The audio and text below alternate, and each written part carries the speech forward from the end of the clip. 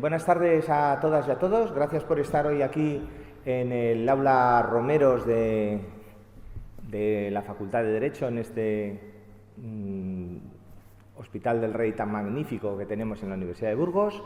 Y bienvenidos pues, a este evento que celebramos con motivo de la finalización de un proyecto que la Universidad de Burgos ha estado realizando sobre adaptación al cambio climático en las universidades españolas, con cargo a una financiación del Ministerio de Transición Ecológica y Reto Demográfico a través de la Fundación Biodiversidad. Este proyecto comenzó en el año 2019 con una serie de actividades y de iniciativas orientadas a extender la idea de la adaptación al cambio climático en los campus universitarios de España, en las 70 universidades que existen. Y bueno, pues era un proyecto con un marcado carácter presencial, con muchas actividades presenciales, y bueno, comenzó justo a finales del 19 y ya no os tengo que decir qué pasó a principios del 20, ¿no? Todo el 20, todo el 21, con la pandemia, pues bueno, todo lo que teníamos previsto como actividades presenciales, pues se convirtieron en actividades online. A pesar de esas circunstancias, pues como el propio mensaje del proyecto nos indicaba, adaptarnos al cambio climático, pues bueno, nos adaptamos a los nuevos escenarios con un proyecto que lo que pretende es trasladar esa idea de que la emergencia climática es algo muy importante, que estamos experimentando un proceso de calentamiento global que está generando unos enormes impactos en todos los ámbitos de la sociedad, en la biodiversidad, en los procesos económicos, en nuestro modo de vida, y que además son más intensos esos impactos en función de nuestra vulnerabilidad. Existen sociedades en países en vías de desarrollo que son mucho más vulnerables, existen territorios, colectivos que son mucho más vulnerables y que por tanto van a padecer los impactos del cambio climático de forma mucho más intensa. Luego, obviamente es necesario reducir las emisiones de gases de efecto invernadero, frenar el calentamiento global, tratar de mitigar ese cambio climático, pero el cambio climático ya está aquí y entonces lo que tenemos es que adaptar nuestras ciudades, adaptar nuestro modo de consumo, nuestra economía, la forma en la que nos relacionamos, en la que funcionan nuestras ciudades, para que esos impactos sean los menores posibles. Lo hemos hecho en el ámbito de las universidades españolas. Estamos hablando de un colectivo numeroso, 70 universidades, más de 1.200.000 estudiantes, y bueno, pues hemos realizado cursos, hemos realizado materiales divulgativos, hemos realizado voluntariados, hemos realizado exposiciones. Y estamos ya finalizando este proyecto con los últimos materiales que tenemos que elaborar y que compartir con el resto pues, de las personas interesadas en que en la universidad no estemos sencillamente cerrados en nuestros campus, en nuestros laboratorios, en nuestras aulas, sino que estemos abiertos a la sociedad y que las medidas que tomemos para frenar el cambio climático y para adaptarnos al cambio climático, que nuestros campus puedan ser un modelo, un reflejo en el que la sociedad pues, pueda aprender a cómo tiene que ser la nueva movilidad, cómo tiene que ser la nueva eficiencia y sostenibilidad de los edificios, cómo tiene que ser la gestión de zonas verdes, la docencia o la investigación. Bueno, pues de todas esas cosas hemos tratado. Hoy lo que queríamos era finalizar este proyecto y lo vamos a realizar a través de un programa apretado, pero que vamos a intentar que sea lo más ágil posible.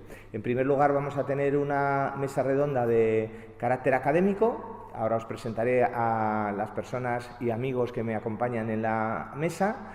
Luego va a ser intervenciones muy breves, porque en torno a 10-12 minutos por cada uno de ellos. Luego tenemos una mesa más social en la que unos compañeros y compañeras que os presentaré luego a continuación, cuando salgamos nosotros del escenario, pues nos van a hablar pues, del tema del cambio climático desde una perspectiva menos institucional, menos académica, más social y más cercana a la ciudadanía.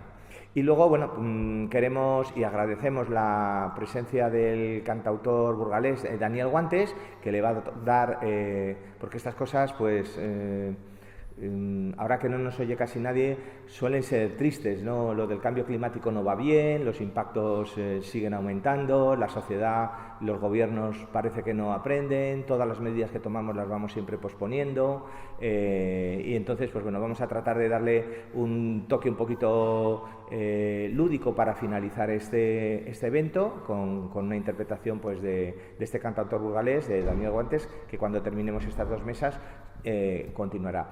Y luego pues nos quedará un ratito. Ahora la universidad cierra antes por el plan de ahorro energético, pero bueno, tendremos una horita para, bueno, todas estas cosas que hablemos y que escuchemos, pues podemos compartirlas luego pues tomando una cervecita, un refresco o un café en la cafetería de Derecho, que estáis todos invitados también para ir. Y ya sin más, pues voy a pasar a presentar a mis compañeros de mesa, pero no puedo por menos de agradeceros a vosotros vuestra presencia aquí y agradecer a todas las personas que han hecho posible este proyecto. En primer lugar, quiero agradecer a mis compañeros del proyecto, Javier Oyuelos, que está aquí sentado con nosotros, a Nieves González Delgado,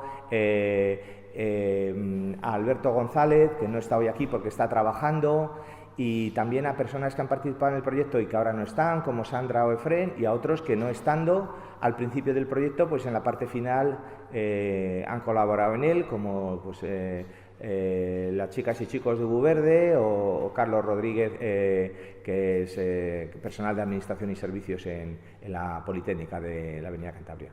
Y ya sin más os paso a presentar en orden en el que van a intervenir en esta mesa un poquito más académica. En primer lugar, Javier Oyuelos es profesor de la Facultad de Ciencias y también director del IFIE, digamos, del Instituto de Formación, los que preparan los cursos para los profes, que yo creo que tienen mucha tarea porque no acabamos de aprender, pero bueno, y bueno, una de las asignaturas que más le gusta dar es la de química ambiental y bueno, pues trabaja en estos temas de cambio climático y en especial en temas de calidad del aire y contaminación atmosférica.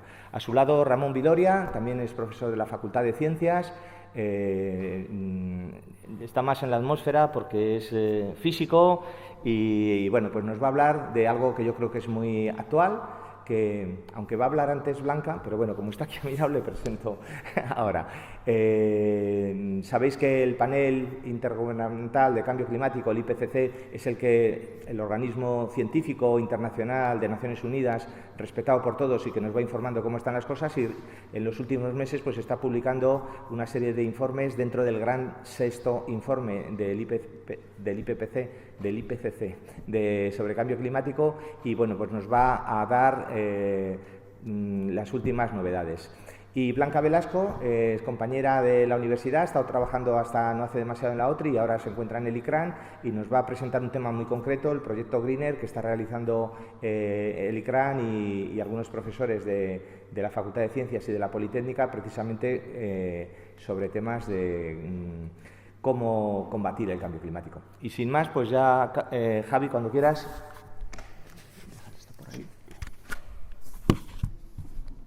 Buenas tardes a todos y a todas. Esperemos que nos durmáis con mi charla. Empezamos como con el secretario general de la ONU. No puedo poner el vídeo, pero bueno, está a vuestra disposición. Hace justo una semana el secretario general se reunió en una universidad americana y las palabras textuales fueron: no trabajéis para los destructores del clima. Por si acaso no podía cargar el vídeo, pues aquí veis lo que está diciendo, ¿no? Ha lanzado un mensaje duro contra las empresas de combustibles fósiles y los inversores que las sostienen, ¿no? Que son los principales responsables de los gases de efecto invernadero, los responsables últimos de que se sobrecaliente el planeta. Bueno, en este mensaje instaba a los universitarios y a las universitarias, aunque está en su mano, en su futuro profesional, que no dedicaran su talento a seguir contaminando. Entonces les decía que tendréis muchas oportunidades para elegir, y su mensaje era simple: no trabajéis para los destructores del clima. Y tenemos que ir hacia una transición renovable. Bueno, luego va a hablar Ramón de ello. Un poquito antes, el día 18 de mayo, también el secretario general de la ONU destacaba los 4 indicadores clave de la crisis climática, que marcaron niveles récord en 2021, los cuales fueron, como todos sabéis, ya todos nos suenan por los medios de comunicación, las concentraciones de los gases de efecto invernadero en la atmósfera, la subida del nivel del mar, el calor acumulado en los océanos y la acidificación también de los mares. Como ha dicho Luis, Ramón va a hablar luego del IPCC, es el panel de expertos que elaboran, recogiendo, luego lo voy a tratar un poquito por encima, toda la investigación que se lleva a cabo en el mundo. Bueno, para seguir me gustaría explicaros cómo se clasifica la atmósfera en cuanto a sus capas. Está estratificada como una cebolla. Nosotros vivimos en la troposfera, más o menos, a unos 15 kilómetros. Por encima estaría la estratosfera. La estratosfera se hizo famosa hace unos años. En ella se encuentra la capa de ozono. También ha habido unos cuantos saltos desde la estratosfera. Hubo un holandés y también luego el presidente de Google se lanzaron desde la estratosfera. Más arriba está la mesosfera y por último la termosfera. A la derecha podéis ver los distintos componentes químicos, que no voy a entrar en ellos, que son distintos. Estas capas son verdaderas y están basadas en la temperatura y para pasar de una a otra están lo que se llaman las pausas, la tropopausa, la estratopausa y la mesopausa. Eso hace que sea más difícil que puedan pasar elementos químicos de una fase a otra, de una capa a otra, pero realmente pasan. Bueno, esto es un dibujo de los niños para ver las capas, ¿no? Donde vuelan los aviones, los globos meteorológicos, los meteoritos, las auroras boreales, donde está el transbordador espacial y ya fuera de la atmósfera, ¿de acuerdo? Casi toda la capa de gases se encuentra dentro de los 80 primeros kilómetros. Fuera ya hay muy pocos gases. Bueno, en esta diapositiva lo que se muestra es nosotros en la troposfera, por nuestras diversas actividades, generamos gases y algunos de ellos son capaces de pasar la tropopausa y llegar a la estratosfera. Bueno, estas pausas o estas capas de la atmósfera las hemos ido modificando, como dicen los científicos. Por ejemplo, en 2021 se publicaron unos datos en esta revista científica y se está modificando las distancias de estas capas debido a los efectos de gases invernadero. En esta representación se ve muy bien dónde vivimos nosotros, lo que es la troposfera, que no es simétrica, que depende si estamos más cerca de los polos o en el ecuador, tiene un distinto tamaño, y la estratosfera, ¿de acuerdo?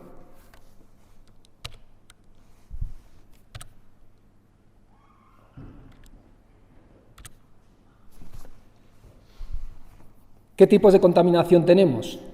Bueno, pues luego me voy a referir solo a la mía, a la química, a las sustancias químicas no deseadas.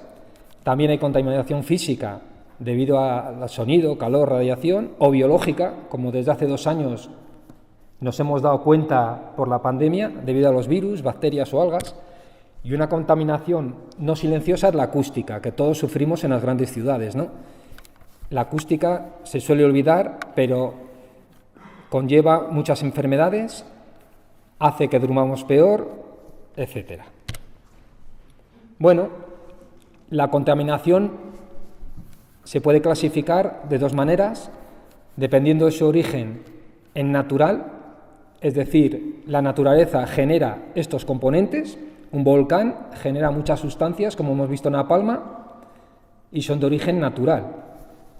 Pero nosotros, los seres humanos, hemos conseguido crear lo que se llama la contaminación antropogénica, es decir, la que nosotros generamos, ya sea por actividad industrial, minera, etc. Y también, si clasificamos, dependiendo de la formación, tenemos contaminantes primarios, es decir, que nosotros les emitimos, el CO, el monóxido de carbono, el dióxido de carbono, el dióxido de azufre, el monóxido de nitrógeno. Es decir, nosotros, cuando vamos en coche, generamos estos componentes primarios, pero luego hay unos componentes secundarios que se generan, Por ejemplo, uno muy conocido es el ozono.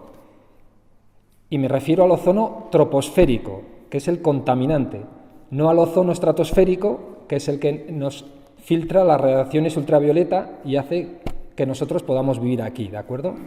Se entiende, ozono contaminante, el que está cerca de nosotros ahora. Bueno, hemos hablado de los gases de efecto invernadero. Los gases de efecto invernadero son aquellos que absorben la radiación que devuelve la Tierra en forma de infrarrojos, y los principales gases, sé que no nos vais a aprender, pero para que os suenen, que no son todos lo mismo, es el vapor de agua, el dióxido de carbono, el metano, por eso nos metemos con las vacas, ¿no?, de la producción del metano de los animales, óxido nitroso, el ozono troposférico, los hidrocarburos, etc. Bueno, estas son las moléculas y de dónde vienen sus orígenes. Bueno, de esto va a hablar Ramón a continuación, el ultimátum científico, las emisiones deben tocar techo antes de 2025 y luego caer para evitar la catástrofe climática. Esto es el informe IPCC que, como ha dicho Luis, empezaron a publicarle ya en agosto, en febrero han hecho otro resumen más y la han vuelto a sacar, y lo que os decía, ¿no?, que este informe ha analizado más de 18.000 artículos y publicaciones, ¿de acuerdo? En base a ello hacen este informe climatológico. Bueno, hay muchos titulares, ¿no? Casi la mitad de la población mundial es altamente vulnerable a un cambio climático que ha causado ya daños generalizados, lo estamos viendo, ¿no? Tipos de contaminación, pues no solo la contaminación en el aire, también la contaminación acuática o en las tierras, etcétera. Vamos a ver los contaminantes atmosféricos, que serían el dióxido de carbono, monóxido de carbono, dióxido de azufre, los óxidos de nitrógeno, el ozono, amoníaco, ácido sulfúrico, las partículas o material particulado, que puede estar compuestas de metales, de compuestos inorgánicos, etcétera, y los compuestos orgánicos volátiles. Para temas de calidad del aire, la legislación tiene en cuenta las partículas en suspensión PM10 de 10 micras o las PM2,5, el dióxido de nitrógeno, el ozono troposférico y el dióxido de azufre. A su vez también se suele medir el monóxido de carbono, benceno, benzopireno y otros metales pesados. Estos son los más problemáticos para España, son estos 4 junto al benzopireno. Bueno, hace muy poquito también, el 17 de mayo, en la revista Lancet se publicó este artículo de la contaminación y la salud, una actualización del progreso. El resumen está en inglés, pero todos los diarios españoles hicieron eco de la noticia, aquí he recogido lo del Mundo, y el titular yo creo que habla por sí solo. La contaminación fue responsable de 9 millones de muertes en el mundo en 2019. Bueno, en este artículo, que os animo a que le leáis porque aquí no tenemos tiempo de ello, asigna o atribuye 1 de cada 6 fallecimientos a la contaminación. La contaminación sigue siendo la mayor amenaza existencial para la salud humana y planetaria y pone en peligro la sostenibilidad de las sociedades modernas. Bueno, sigue el informe, no voy a detenerme más para que me dé tiempo. Y aquí lo quiero enlazar ya para ir terminando con lo que se llaman los contaminantes climáticos de vida corta, en español CCVC o en inglés SLCP. Este informe, que era la hora de actuar, se publicó en 2015 y estos contaminantes climáticos de vida corta son el carbón negro, el metano, el ozono troposférico y aquí nos va diciendo, ¿lo veis? La vida que tienen y el que más vida tiene, que es contaminante de vida larga, ya sería el CO2, ¿de acuerdo? Bueno, aquí los impactos de estos contaminantes de ciclo de vida corta sobre la salud humana o sobre el medio ambiente. Aquí el tipo de contaminación, si es global, si es regional o si es local. La contaminación del aire es un efecto local el cambio climático es un efecto global.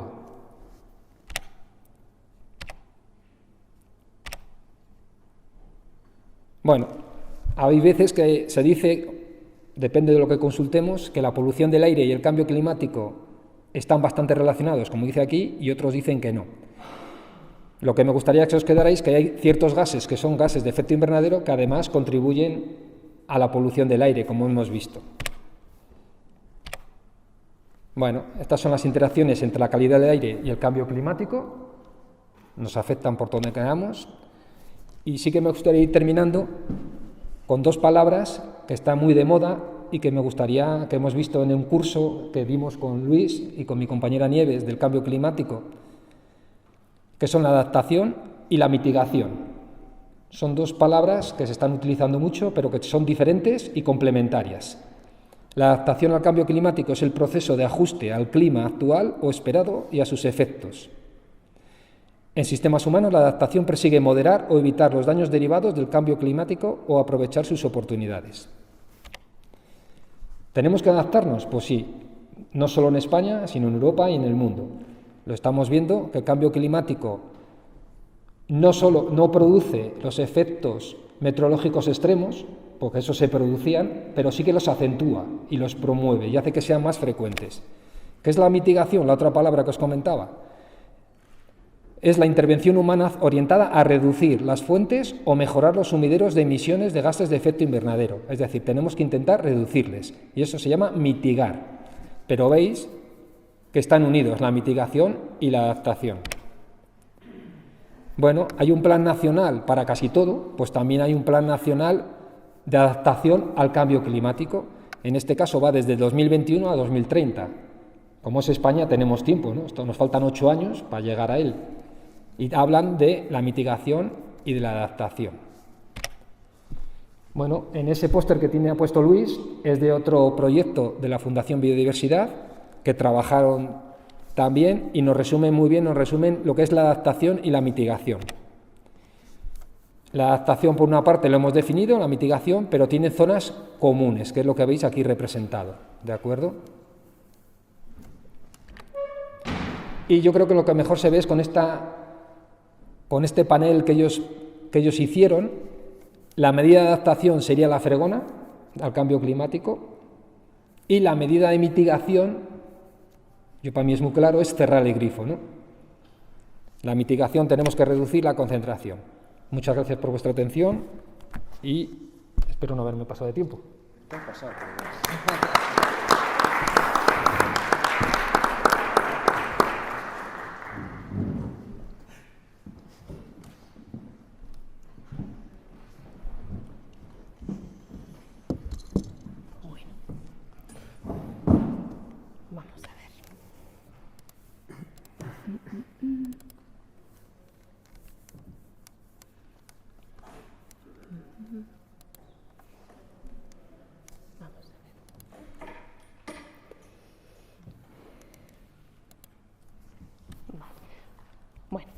Bueno, muy buenas tardes. Es un placer estar aquí en esta mesa redonda. Muchas gracias por invitarnos y muchas gracias, me sumo a los agradecimientos de Luis por contar con vuestra presencia. Yo pertenezco al ICRAM, que es un centro de investigación que está aquí al lado de la Facultad de Ciencias, que tiene bastantes proyectos activos actualmente que están relacionados con temas de medio ambiente, digamos, en general. Y colaboramos también muy estrechamente con el Departamento de Edafología, de temas de suelos, de aquí de la Facultad de Ciencias. Entonces, hoy os quería contar un poco lo que es el proyecto Greener, que es un proyecto en el que soy una de las investigadoras involucradas y es un proyecto que lidera la Universidad de Burgos. Es un proyecto con financiación europea y tiene una duración de 54 meses, acaba el próximo año. Ahora estamos actualmente en el mes 40, más o menos. Y un poco está relacionado aquí, me voy a centrar más en, el compañero Javier ha hablado de atmósfera, pues yo me voy a ir más a la parte de suelos y a la parte de aguas. Y un poco al hilo de lo que comentabais de adaptación y mitigación, pues aquí estaríamos un poco en la esfera de la adaptación, digamos, porque ¿qué hacemos cuando ya ha pasado? Es decir, Cuando ya tenemos contaminación evidente en el suelo y en el agua, ¿cómo podemos arreglarlo? ¿Cómo podemos remediarlo? Mediante técnicas sostenibles, si se puede.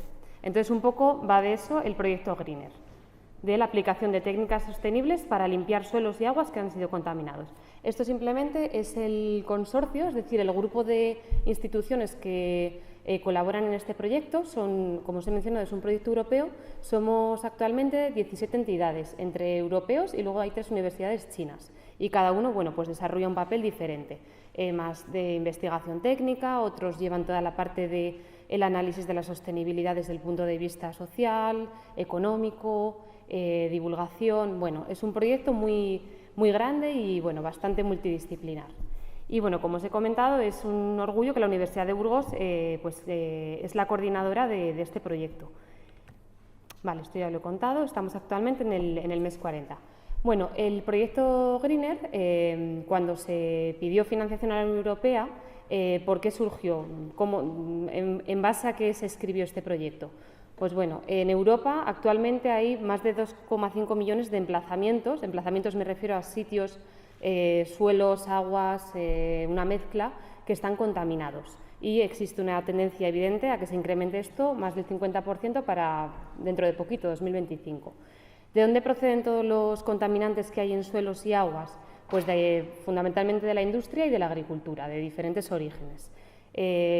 Por citar algunos de ellos, pues hidrocarburos, pesticidas procedentes de la agricultura, que son un problema bastante grande y que, bueno, pues suponen un problema evidente de impacto en el medio ambiente y riesgos para la salud humana y para la fauna, por supuesto, que no tenemos que olvidar, toda la fauna auxiliar y todo lo que ello conlleva.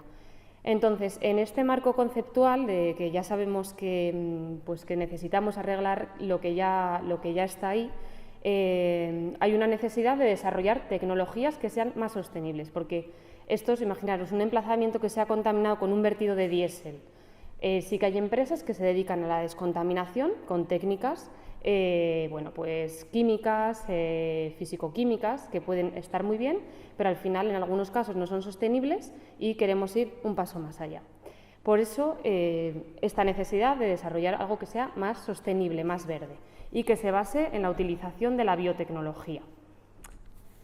Bueno, esto lo acabo de comentar. El proyecto surge porque hay necesidad de un cambio de paradigma, porque se están superando los límites planetarios, que seguro que habéis oído este concepto, son 9 y varios de ellos ya están o superados o a punto de separarse. Uno de ellos es todo el tema de los ciclos biogeoquímicos que hay en el suelo, entre ellos pues todos los elementos. Bueno, os voy a contar un poco los objetivos que plantea este proyecto. Pues desarrollar tecnologías, que ya lo he dicho, de remediación sostenibles, tanto para limpiar suelos como aguas, mediante el uso de microorganismos que están per se en el medio ambiente y que son beneficiosos, y también mediante plantas, que ahora os voy a enseñar el caso práctico que llevamos aquí en la universidad. Bueno, también integrar a veces diferentes estrategias que funcionen de forma individual adecuadamente. Acelerar los tiempos de remediación, es decir, competir con las tecnologías que no son verdes e intentar llegar a las tasas de remediación con las que llegan esas empresas que van a limpiar esos vertidos. Y luego, bueno, como siempre, pues analizar si lo que investigamos aquí en nuestros laboratorios pequeños y en nuestras universidades es viable en un futuro tecnoeconómicamente y desde el punto de vista social, etcétera. Y luego, bueno, pues actualmente os he comentado que estamos en el mes 40, entonces todas las tecnologías que se han probado en diferentes sitios de Europa a escala de laboratorio, las que se ha visto que han funcionado, se está haciendo un piloto pequeño, que luego va a ser un piloto a escala real, en algunos casos. Y bueno, también comentar que dentro de este proyecto es bastante interesante, uno de los objetivos era pues, aprovechar diversas sustancias, metabolitos que menciono aquí, e incluso generar bioelectricidad. Pero bueno, esto un poco al hilo del concepto de la economía circular que habréis escuchado un montón de veces. Un poco por enseñaros el mapa de qué emplazamientos con qué emplazamientos de suelos y aguas hemos trabajado, con la mayoría de ellos aquí en Europa, varios de ellos en España y bueno, uno también en China, ¿vale? Un suelo contaminado con hidrocarburos.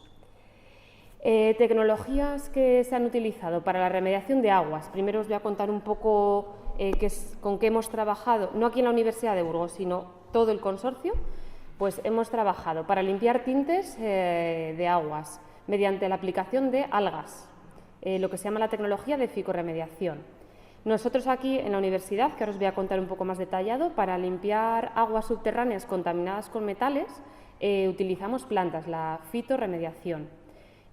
Otros socios que son expertos en bioelectroquímica han utilizado precisamente el potencial que tienen algunos microorganismos de generar electricidad para limpiar contaminantes, que también se puede hacer. Y bueno, pues también por otra parte, como os comentaba anteriormente, los sistemas que mejor han funcionado se están intentando integrar para hacer esos pilotos reales, que es lo más interesante, al final que no se quede todo el trabajo en el laboratorio, sino que salga a escala real y que incluso se pueda comercializar en el futuro y sacar beneficio, por supuesto, de ello, aparte de tener el objetivo de la sostenibilidad. De acuerdo. Y en cuanto a los suelos, las tecnologías que se están utilizando y se están investigando en el proyecto y que se están llevando también a piloto son tecnologías que se basan en la bioestimulación y la bioaumentación, que ahora os cuento qué es. También la elaboración de biopilas, ecopilas, que no son más que una pila de suelo, ¿de acuerdo?, donde mediante diversas mezclas con nutrientes, con microorganismos que se ha probado que son beneficiosos, se ha visto que pueden comerse literalmente los contaminantes. Y bueno, también nuevamente la bioelectroquímica, otros socios de Cataluña están investigando con ello y también están intentando biorremediar pesticidas y otros contaminantes. Os comentaba, aquí en la Universidad de Burgos, aparte de coordinar el proyecto, a nivel técnico trabajamos en ambas partes, en aguas y en suelos. En aguas estamos desarrollando, hemos desarrollado ya hasta escala prácticamente piloto, que es lo que estamos empezando ahora, la tecnología de fitorremediación. La fitorremediación no es más que una tecnología que aprovecha el potencial que tienen algunas plantas para absorber elementos que están en las aguas, en este caso, y que les son beneficiosos, es decir, que no les van a matar. Entonces, con esto que conseguimos que las plantas se beneficien, pero además podemos limpiar un agua contaminada. En este caso, nosotros investigamos con un agua contaminada de metales, que procede de un sitio de Bélgica, que había una empresa siderúrgica, y tiene altos niveles de cadmio, de arsénico, de contaminantes que están por encima de los límites establecidos por la legislación europea. Hemos trabajado, esto es lo que acabo de comentaros, la legislación, y nosotros tenemos que intentar, con la tecnología esta de fitorremediación, bajar por debajo de esos niveles que vienen ahí los contaminantes, que es un reto bastante importante. Y nada, pues aquí es un proyecto, es una parte del proyecto muy bonita porque hemos trabajado con especies acuáticas de ribera, es decir, cualquier planta que paseando por aquí a lo largo del río Arlanzón seguro que es alguna de las que hemos utilizado aquí. Están lirios, están pragmites, que son estas que tienen así plumeros. Entonces, estas especies se utilizan en fitorremediación para limpiar aguas, lo cual, aparte del valor sostenible, pueden tener un valor ecológico y además un valor estético, digamos, y de atracción de polinizadores. Esta tecnología puede tener múltiples ventajas. No me voy a meter en qué resultados analizamos, pero por supuesto si los metales se reducen o no se reducen en el agua. Y después de muchos análisis físico-químicos, de contaminantes, etcétera, se han seleccionado 3 especies y con esas 3 especies estamos haciendo los pilotos. Es decir, un piloto no es más que a mayor escala probar si se limpia mejor el agua o no. Y en la parte de suelos, ¿qué es lo que estamos haciendo desde aquí, desde ICRAM, en colaboración con Edafología? Pues estamos probando estrategias de bioestimulación y de bioaumentación. ¿Qué es la bioestimulación? La bioestimulación, como su nombre indica, es añadir fórmulas sostenibles al suelo de nutrientes normalmente o de compost sostenibles de origen, por ejemplo, vermicompost de origen de lombrices, diferentes sustancias que mejoran diferentes características del suelo. Y además, eso lo que ayuda es a estimular la población de bacterias que están presentes en el suelo, que per se ya utilizan los contaminantes como fuente de materia de energía, es decir, se los van a comer, nos ayudan a limpiar y además a esa población microbiana le beneficia. Y la bioaumentación es muy parecido, lo que pasa que se extraen los microorganismos nativos de esos suelos, se cultivan, digamos, a mayor escala y se vuelven a introducir en ese suelo o incluso en otros sitios que se quieran limpiar. Esa es la diferencia. Y bueno, son tecnologías que llevan años probándose y nosotros lo estamos probando con un suelo contaminado con hidrocarburos que procede de aquí de Toledo, de un parque de maquinaria industrial que tenía ahí vertidos de lubricantes, de diésel, y bueno, hemos conseguido resultados bastante importantes. Estos son, bueno, diferentes técnicas que hemos llevado a cabo. Hemos probado compost, estamos probando actualmente microalgas, bueno. Y finalmente, esto también lo estamos llevando a escala actualmente en colaboración con la empresa Acciona, que es una de las participantes del proyecto. Están haciendo estas biopilas que os comentaba, que son de bastantes toneladas, metiendo estas mezclas de contaminantes y de microorganismos beneficiosos, y bueno, pues vamos a ver si en unos meses la contaminación se ha reducido, al igual que hemos visto aquí en el laboratorio. Y eso es un poco todo lo que os quería contar, que no me quería tampoco enrollar demasiado, para que se sepa un poco también aquí lo que se hace en concreto aquí al lado en la universidad. Muchas gracias.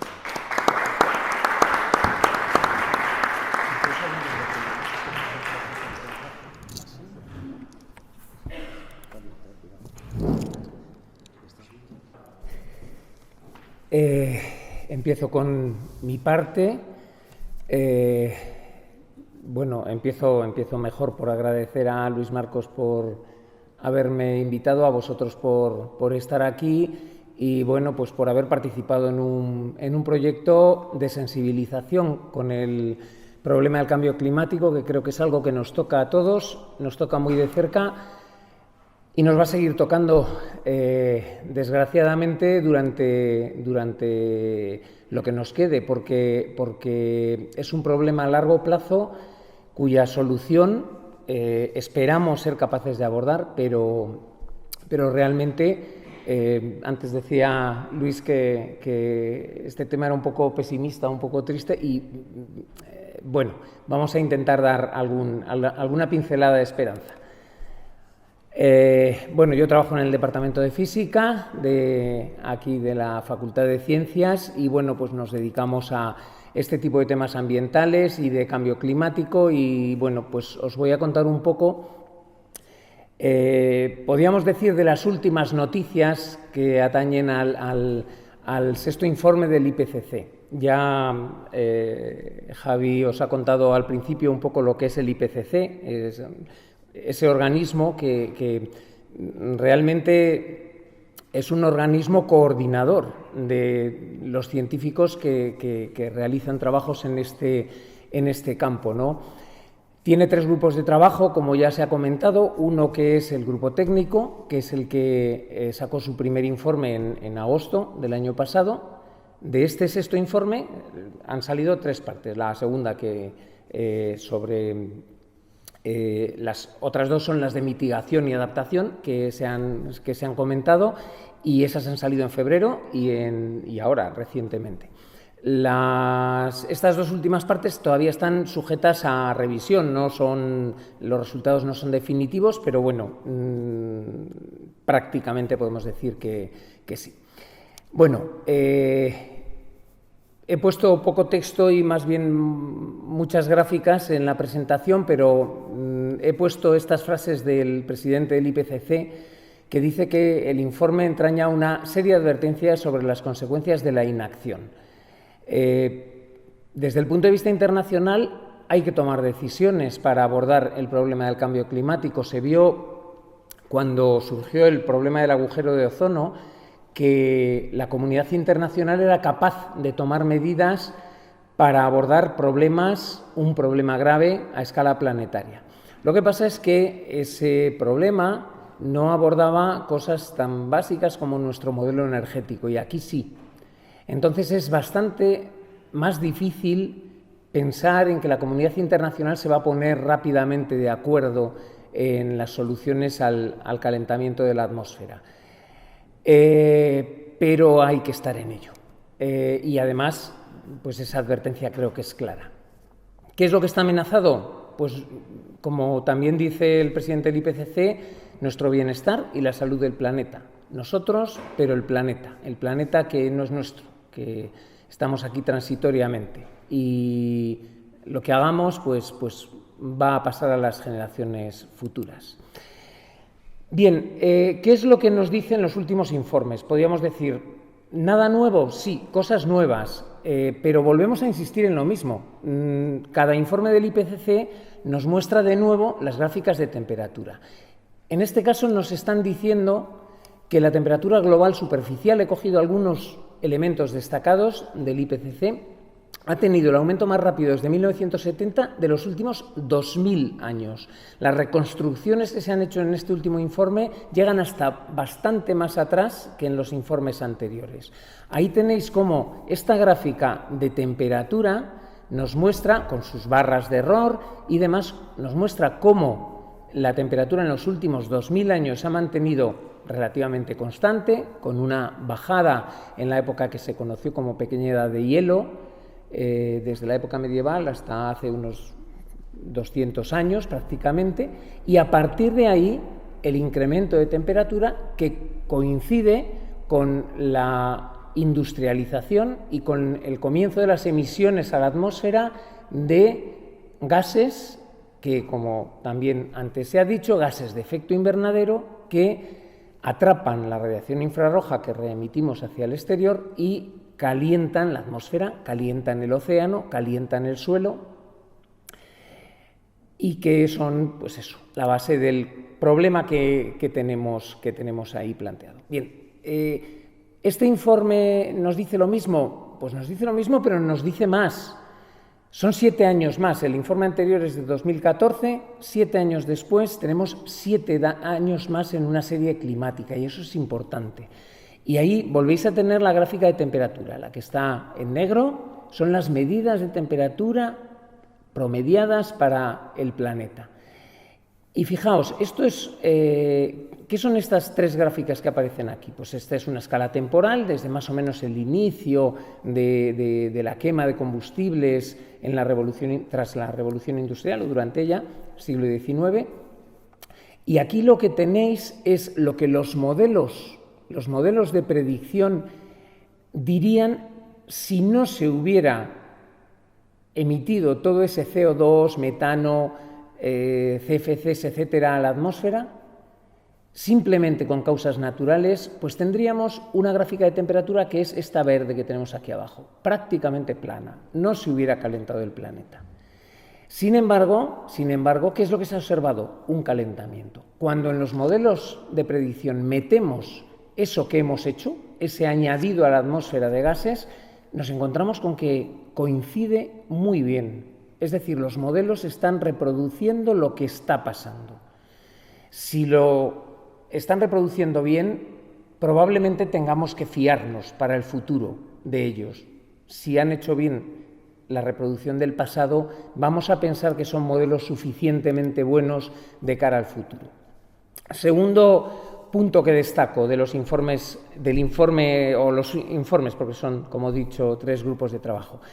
Los episodios de calor extremo son más frecuentes en muchos lugares del planeta desde el año 50 del siglo pasado y los periodos fríos son menos frecuentes e intensos. Ejemplos los tenemos de hace 10 días. Jaén, Segovia, varias ciudades de España han superado límites de temperatura para un mes de mayo que no se habían medido nunca. Aquí he tirado, en lugar de los informes del IPCC, de un trabajo que realizamos hace unos años aquí en la universidad, donde se ve cómo el número de días de helada en lugares como Zamora, Soria o Burgos ha disminuido. En concreto en Burgos, prácticamente en 20 días por año. 20 días por año menos que alrededor de la década de los 40 del siglo pasado. El número de días de verano de temperaturas extremas, como veis, aquí están los datos de Zamora y de Burgos, van aumentando claramente. En Zamora en concreto no, hubo una bajada durante parte de los años del siglo pasado, pero la realidad actual es que están aumentando. Más datos que nos aporta el informe del IPCC. El Ártico es uno de los lugares más preocupantes del calentamiento global. Luego lo vamos a ver en algún gráfico también. Pero esta animación que os pongo, veis cómo muestra el tamaño del hielo ártico en la época en que menos hay, que es el verano, el verano del hemisferio norte, y simultáneamente se va trazando una gráfica donde tenemos los años y en este otro lado los millones de kilómetros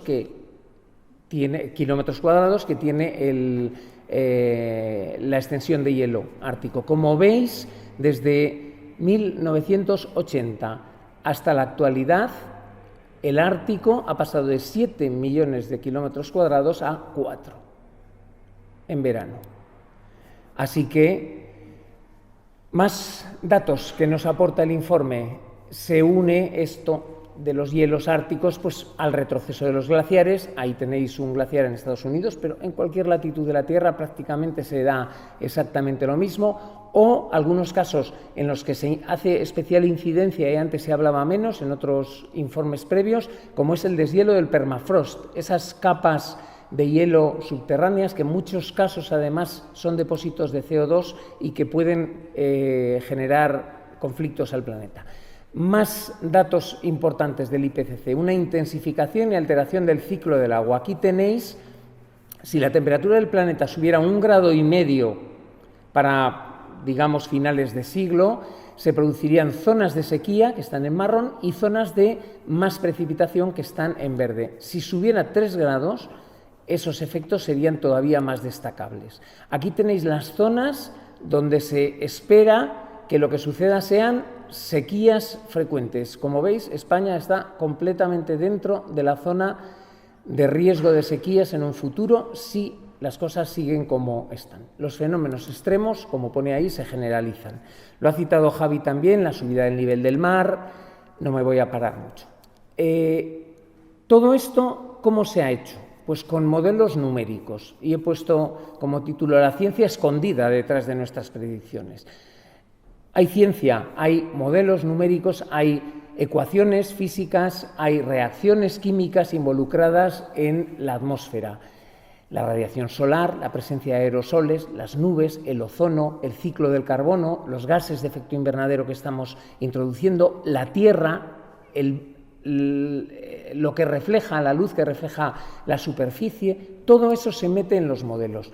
Fijaos, desde los modelos de los años 70 al informe quinto, que fue el de 2014, se han ido incorporando cada vez más cosas. Se han incorporado cada vez más cosas. Los aerosoles, el ciclo del carbono, la vegetación, la química atmosférica, los hielos. Y no solo eso, sino que además se ha tratado de hacer el cálculo en redes de tamaño cada vez más pequeño. En el modelo actual, esto es del AR5, y en el AR6, tamaño de 30 por 30 kilómetros. Son modelos similares a los que se utilizan para predecir el tiempo, pero son modelos climáticos, que lo que buscan es el largo plazo. Y se sabe que funcionan bien. Esos modelos han sido de alguna manera reconocidos el año pasado con la concesión del Premio Nobel de Física.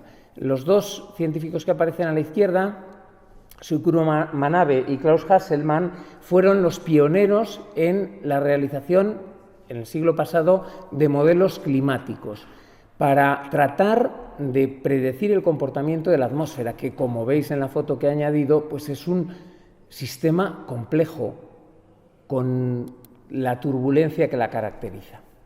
Bien, y termino un poco hablando del futuro. ¿Qué esperamos?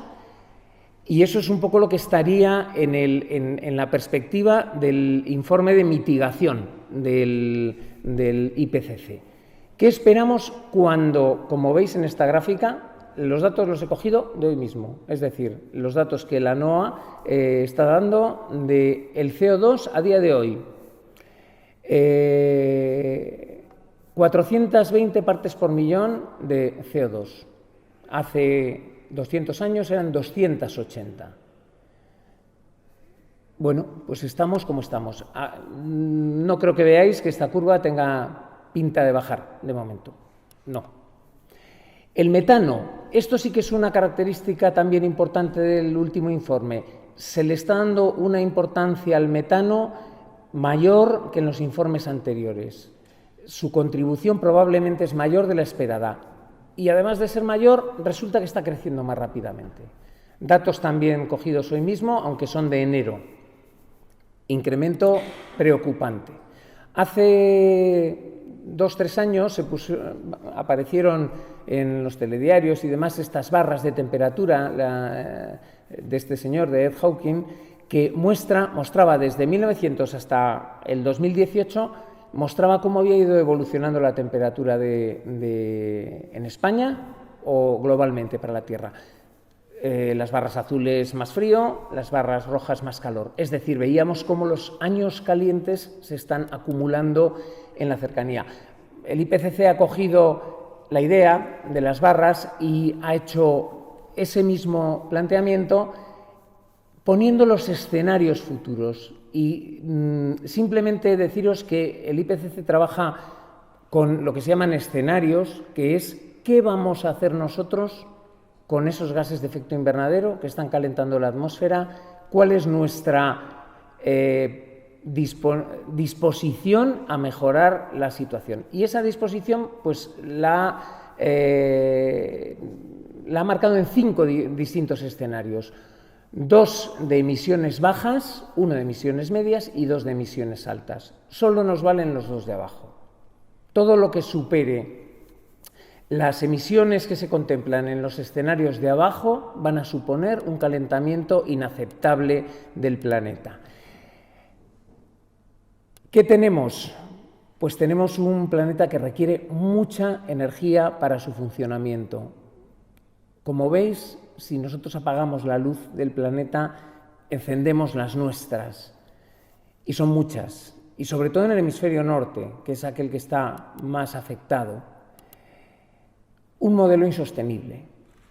Claramente estamos viviendo en un modelo que no es sostenible. ¿Qué va a pasar en el futuro? Pues estos escenarios nos lo dicen. Los únicos que nos dejarían temperaturas por debajo de 2 grados serían los 2 escenarios de abajo. Suponen reducir drásticamente nuestras emisiones. Y los gobiernos no están llegando a esos compromisos en las reuniones internacionales. Estamos muy lejos de los objetivos simplemente firmados por un montón de países en París. Me salto esto. Simplemente pongo aquí que a pesar de que el último decenio el crecimiento de las energías renovables fue extraordinario, las fuentes de combustibles fósiles siguen predominando en el sistema mundial de energía y no solo eso, es que el incremento anual del consumo de energía es superior al aumento de las renovables, con lo cual seguimos tirando cada vez más de combustibles fósiles. El futuro debe ser renovable y más cosas. Y lo dejo ahí porque, bueno, gracias por vuestra atención.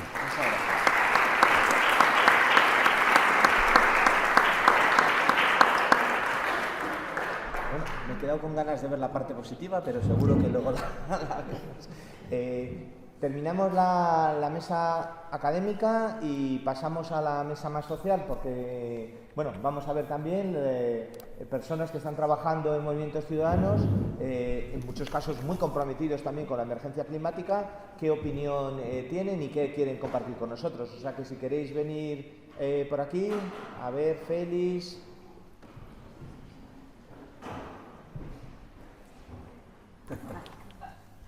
Bueno, Marisol de Oxfam, Miranda de Ábrego, Félix de Andando Burgos, Pedro de Ecologistas en Acción y Energética, Cooperativa Energética, Andrés Amayuelas de... Sería imposible decir todas las cosas en las que está, pero bueno, hoy viene por Amicos, ¿vale? Y nada, empezamos contigo. Lo vas pasando y el micro le encendéis y... Si veis que hago gestos desde abajo es que os estáis pasando de tiempo, ¿vale? Gracias por venir, chicos. Un aplauso para ellos. Chicas.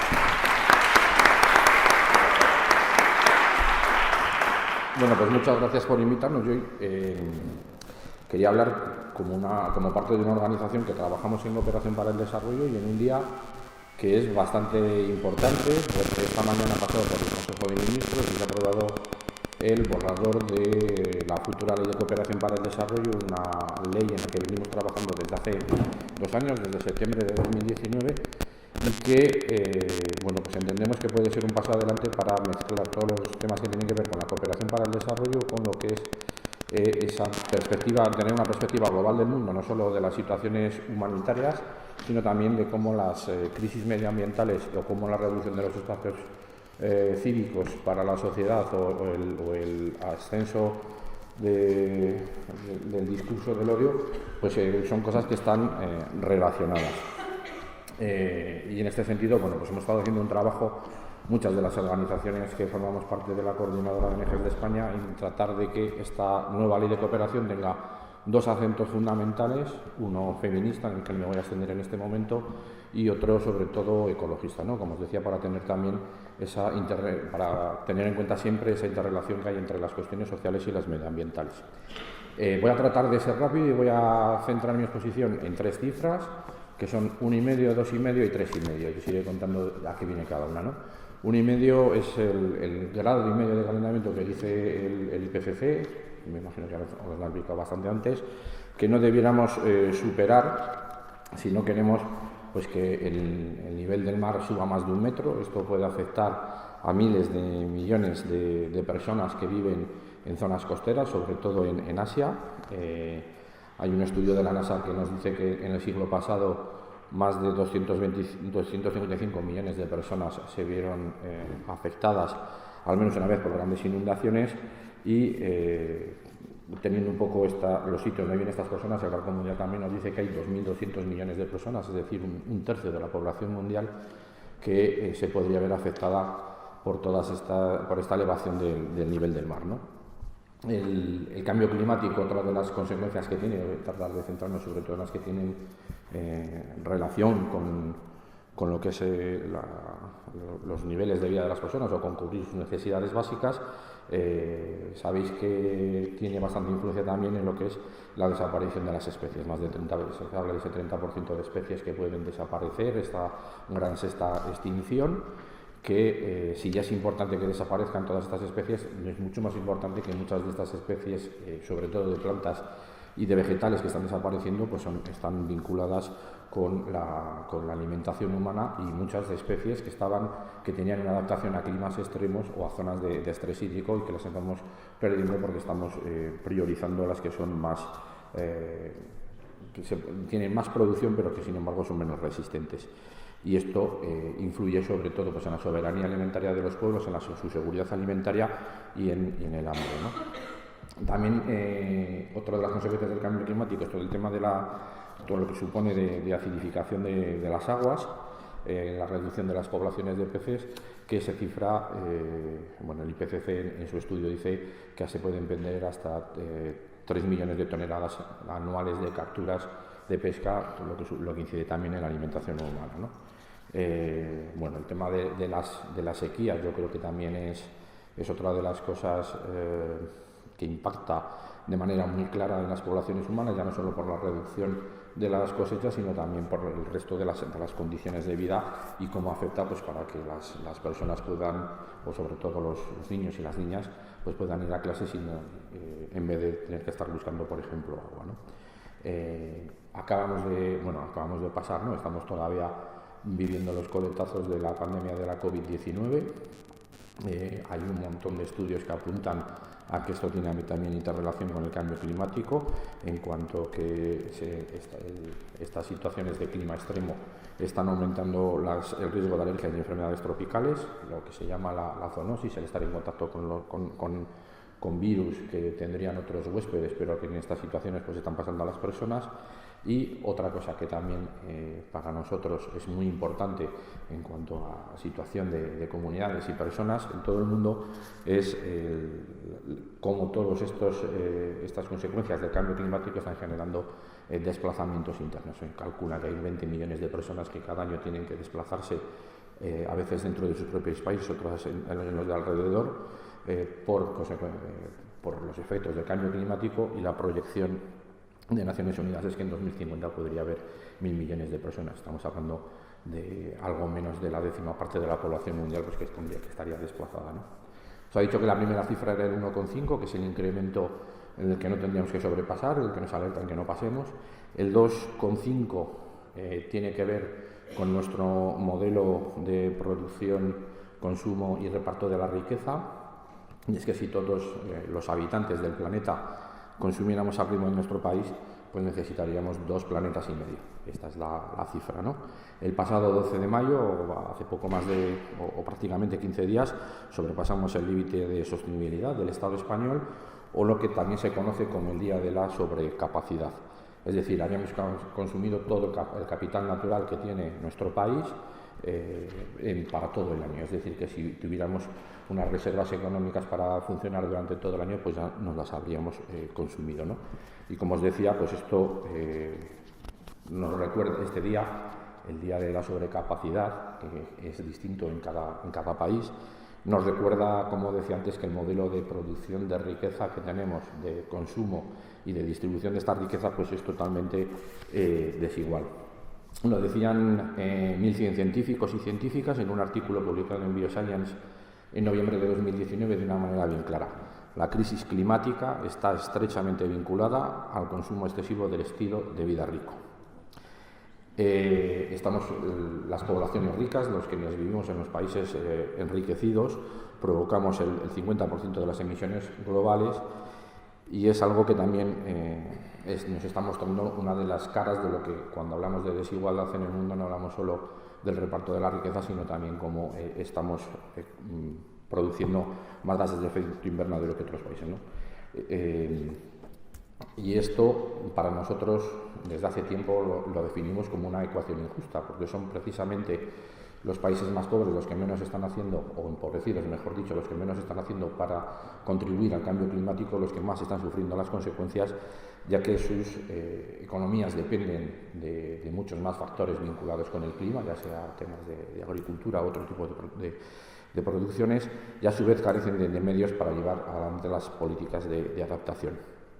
Y también estamos viendo, y yo creo que es un dato que hay que poner encima de la mesa y que tenemos que ser conscientes, cómo cada vez cobra más consistencia el término antropoceno que acuñó el químico neerlandés Paul Crutzen, que fue premio Nobel de Química en 1995, para definir esta época en la que estamos viviendo, caracterizada por el impacto global que las actividades humanas tienen en los ecosistemas terrestres, que puede ser más o menos acertada desde el punto de vista geológico, pero que para entender lo que está pasando yo creo que nos sirve bastante.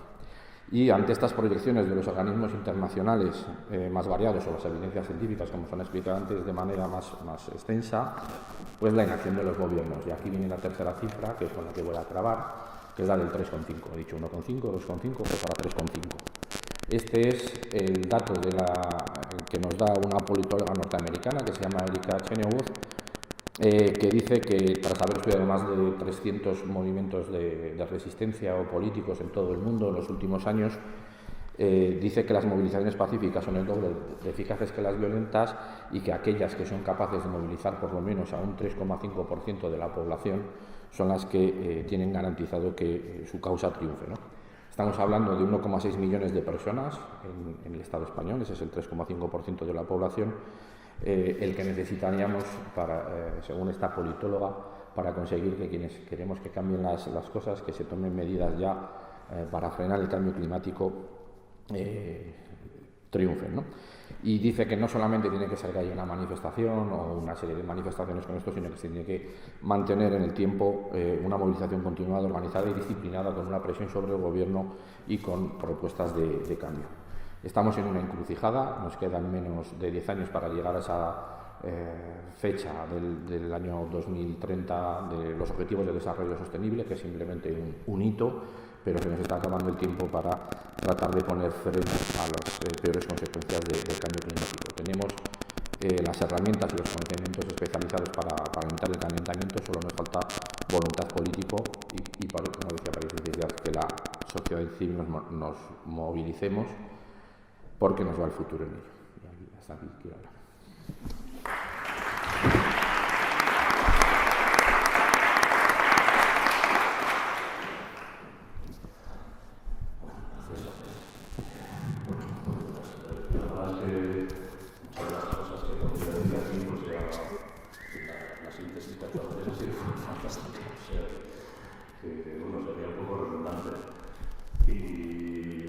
La emergencia climática, el cambio climático, pues es más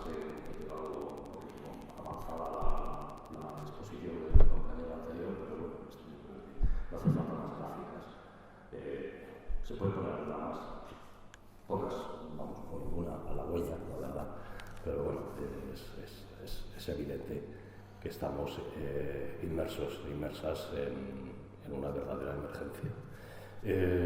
Bueno, en representación de tanto Ecologistas en Acción como también con militancia, digamos, en la cooperativa energética, como socio de la cooperativa y como miembro del grupo burgalés que un poco nos movilizamos, pues bueno, voy a dar unas pocas pinceladas, espero no repetirme. Una de ellas es, desde el punto de vista político que mencionaba Andrés hace poco, pues justo antes de la pandemia, pues junto a otras organizaciones del ámbito local, pero que, bueno, que también tienen dimensión estatal, incluso internacional, definimos un documento que llevamos al Ayuntamiento de Burgos. Fue presentado por dos grupos municipales, concretamente el Partido Socialista y Unidas Podemos, que llevaba una serie de notas respecto a una declaración de emergencia climática por parte de nuestro ayuntamiento, es decir, un reconocimiento expreso de que estamos en una emergencia climática y que hay que tomar medidas para ello. Desgraciadamente, pues bueno, fue rechazado con los votos en contra de 3 organizaciones políticas, cuyo nombre no voy a mencionar, pero bueno, que nos deja entrever un poco la singularidad del momento en el que estamos, ¿no? Por un lado, hay una creciente conciencia a nivel global, de la población civil fundamentalmente, y por otro lado hay una especie de contrarrevolución, podríamos decirlo, una reaccionaria que podemos ver todos los días en los medios y en el Parlamento, desgraciadamente, ya también en Castilla y León, incluso pues que nos pone otro palito más en la rueda respecto a esta lucha, ¿no? Entonces, pues bueno, lejos de caer en la inacción o en el cabreo o en la desidia, pues vamos a redoblar los esfuerzos porque realmente nos va el futuro en ello y tiempo tenemos prácticamente nada. Decía Andrés también, apuntaba respecto a la crisis de biodiversidad, que está íntimamente ligada, estrechamente relacionada con el cambio climático, y son 2 de esos 9 límites planetarios, de esos grandes límites planetarios que se dice que no debemos salir de esa zona segura, que ya está en la zona de alto riesgo. Ambos se retroalimentan y ambos son lo que llamamos, podríamos decir, dentro de esos 9 límites planetarios, que no voy a citar ahora.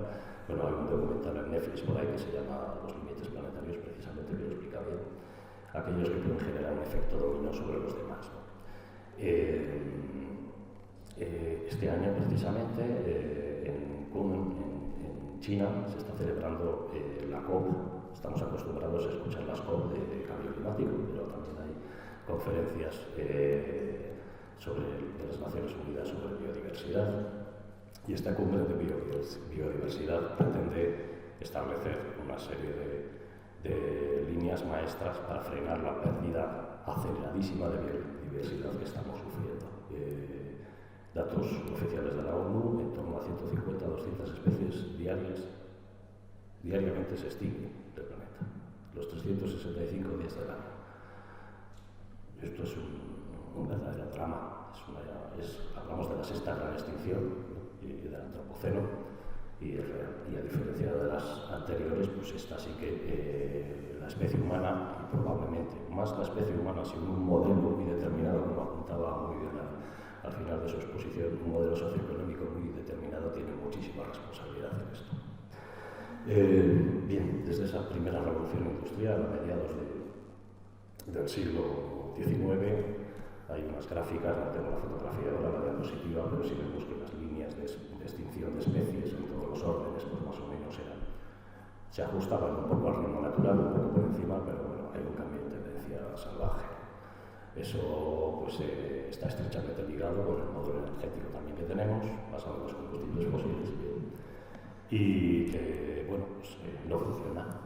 También apuntaba el compañero en una de sus últimas diapositivas el crecimiento de las energías renovables. Bien, es cierto, pero también es cierto que no están sustituyendo ni de lejos aquello que nos aportan los combustibles fósiles y que, bien por cuestiones ambientales o climáticas o bien por cuestiones directamente geológicas de agotamiento, no nos podemos permitir seguir tirando de ellos.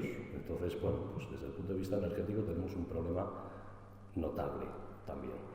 Esta transición energética que últimamente está en las agendas y tan cacareada, pues a nuestro juicio no se está haciendo como se debería hacer.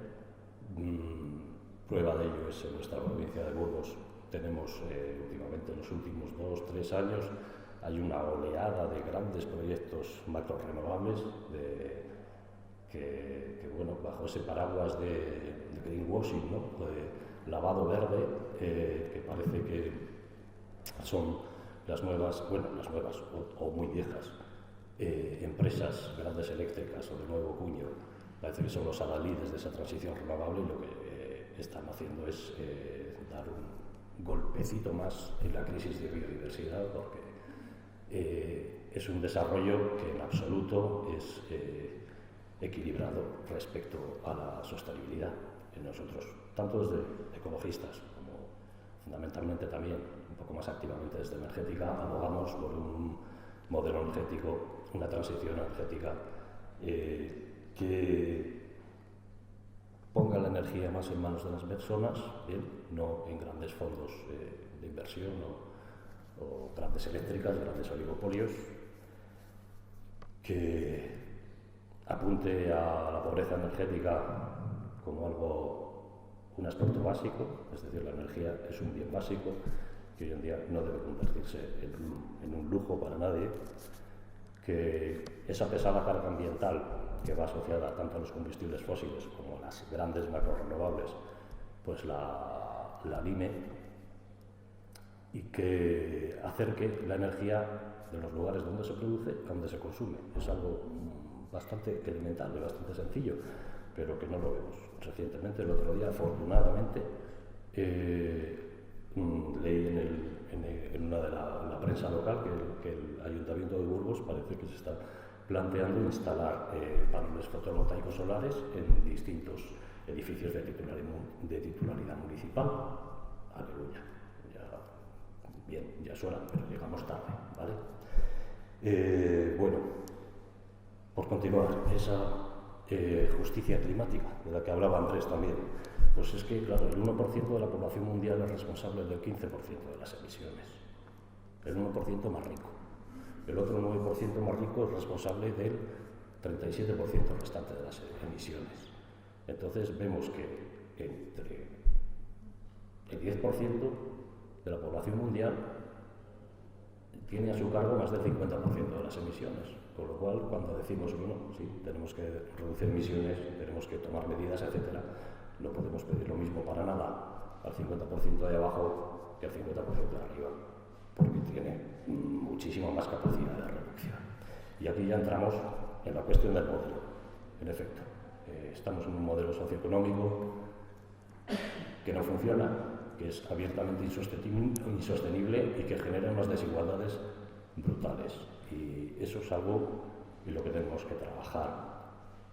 Para acabar, no me extiendo más, dejo la palabra ya a los compás, pues nada, citar una cifra de Friedrich Schumacher, un economista que bueno, escribió el libro ese de Lo sencillo es hermoso, ¿no? Que, bueno, siendo economista, pues era muy consciente de las aberraciones que la economía, digamos, reinante o convencional, pues ha generado durante estos últimos 2 siglos. Decía que debemos vivir sencillamente para que sencillamente otros y otras especies puedan vivir. Entonces, bueno, pues reducir nuestro nivel de consumo y trabajar con un modelo social más equitativo, pues es fundamental. Y nada más. Gracias.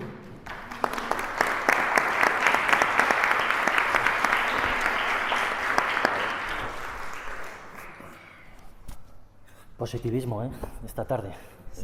Muchísimas gracias Luis por invitarnos y un placer compartir mesa con estos fenómenos. Bueno, pues Voy a intentar ser breve y no tengo una charla hilada, porque los que estamos acostumbrados a dar charlas pues nos pillan en embolados y tenemos que ir hilando con todo el argumentario, ¿no? Nosotros, para quien no nos conozca, somos Andando Burgos, somos una asociación que trabajamos en Burgos desde el año 2016 y pues trabajamos en la línea de la consecución de la movilidad urbana sostenible, sustentada fundamentalmente en lo que es sostenible, ¿no? Que es la movilidad activa, la movilidad a pie, fundamentalmente tan obviada, y la movilidad ciclista también, a pesar de las malas interpretaciones, y por supuesto el transporte público y colectivo. Además, formamos parte de la plataforma nacional Andando, coordinadora de organizaciones peatonales, que recientemente hemos hecho aportaciones a lo que va a ser el anteproyecto de ley de la movilidad sostenible. Una ley con un enfoque que hemos visto bastante desvirtuado respecto a lo que puede ser la movilidad sostenible. A pesar de eso, estamos a tiempo de corregirla y en ello andamos. Una ley, para que os hagáis una idea, en la que se cita 4 veces la palabra peatón o movilidad a pie, 4 veces frente a decenas de veces digitalización y automatización. Esa es la ley de movilidad sostenible que viene, que se espera para finales del año 2023, pero bueno, siempre la hemos esperado y supongo que estamos a punto de corregirla. Bueno, me he ceñido a lo que puede ser adaptación al cambio climático o intentar remediarlo, ¿no? Y como estamos en la casa del aprendizaje, que es la universidad, pues he intentado hacer una exposición pues ceñida a los compromisos o a los retos a los que se enfrenta la universidad como un centro que mueve decenas y miles de personas diariamente, tanto en esta ciudad como en todas las ciudades. El problema es más que evidente, ¿no? Lo ha dicho el profesor, hay evidencias y es evidente que la movilidad contribuye a ese cambio climático. Bueno, los datos están ahí y tenemos las cifras, que a diario nos movemos, tanto por trabajo como por estudio, en un 60% de la movilidad global en coche, y suele ser coche-persona, persona-coche, persona-coche, coche-persona, persona-coche. O sea, una muy baja ocupación, y eso tiene que ver, pues, el modelo de movilidad obsoleto, pero que está perpetuado en el tiempo y que no terminamos de modificar. Pero la universidad no debe ser solo la casa en la que se enseñan todas estas cuestiones que estamos hablando esta tarde aquí, sino que debe de aterrizar en lo pragmático y poner medidas ya. Entonces, como dice aquí, no solo hay que serlo, sino parecerlo.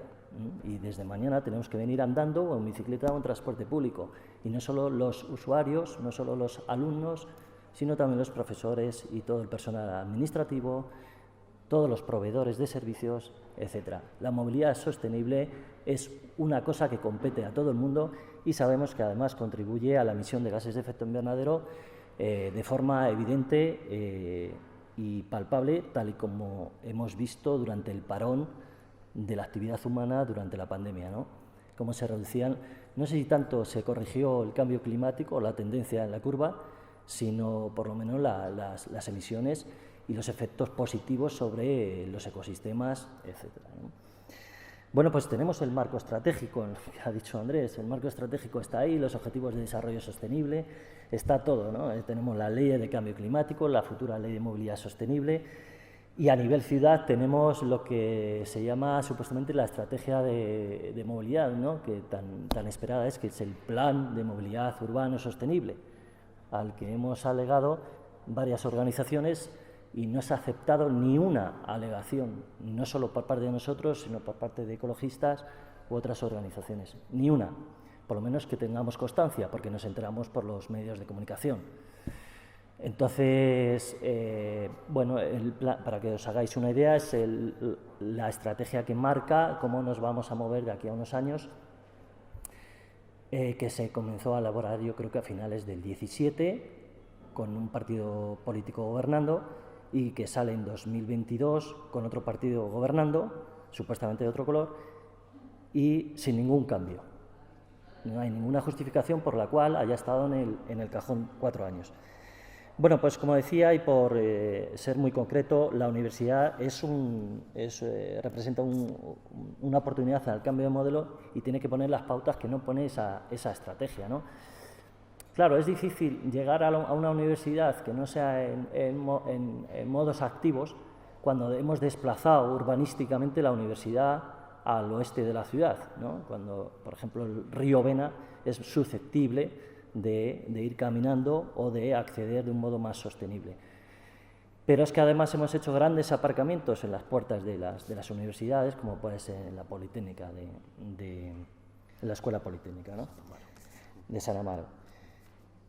Pues es obvio que hay que poner mecanismos en marcha para que eso se modifique, y uno de los mecanismos es abrir las puertas a la participación del alumnado y del profesorado y de todo el personal que trabaja, analizar cuál es la movilidad en este momento y a partir de ahí tomar medidas. Pero vamos, aunque no se analice, aunque no haya un dato, se haga un estudio de movilidad concreto, es obvio que venimos demasiado en coche, y no solo los alumnos, que, bueno, por la edad y por las condiciones económicas, pero sí el profesorado y también pues los servicios que proveen por ejemplo, el que no ha traído esta botella de plástico pues habrá venido en una camioneta, pero pues yo no voy a beber, pues teníamos que tener una jarrita de agua, ¿no?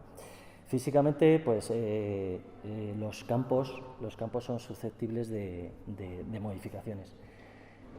Y sobre todo hay un aspecto, y con ello finalizo por no extenderme. Creo que debemos introducir el concepto de movilidad sostenible y las bondades que conlleva en la propia formación, integrarla en los currículums de formación, pues a través de grados específicos o de forma transversal en todas las áreas. Y no me extiendo más, este es un pequeño apunte de lo que puede ser nuestras preocupaciones. Y espero que sirva y que el próximo día llenemos a más de 30 personas el auditorio. Muchas gracias.